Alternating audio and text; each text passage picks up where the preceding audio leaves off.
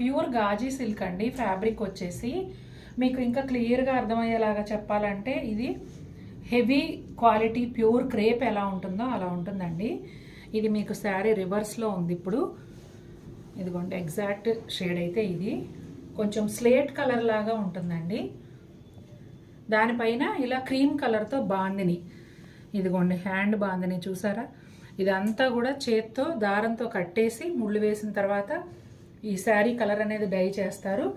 Base colour మీకు ఇలా బాందిని డాట్స్గా కనిపిస్తుంది. శారీ అంతా ఇదే విధంగా ఉంటుందండి. First wash compulsory dry wash చేయించుకోండి. నెక్స్ట్ వాష్ మీకు జెంటిల్ వాష్ చేయగలిగితే చేసుకోండి, లేదంటే డ్రై వాష్ బెస్ట్. ఈ షైనింగ్ అది కూడా అలాగే ఉంటుంది. ఫ్యాబ్రిక్ వచ్చేసి ప్యూర్ హెవీ క్వాలిటీ కాబట్టి మనం చక్కగా పాడు చేసుకోకుండా చీరని మంచిగా ఎక్కువ సార్లు కట్టుకోవాలి అంటే డ్రై వాష్ బెస్ట్.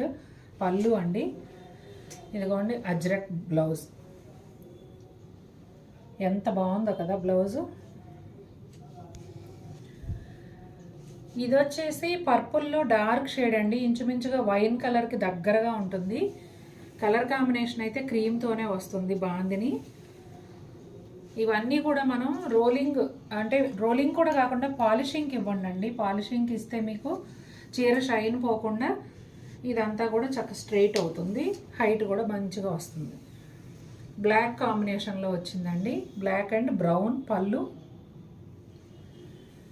అలాగే బ్రౌన్ కలర్ బ్లౌజ్. చూసారా ఎంత బాగుందో బ్లౌజు.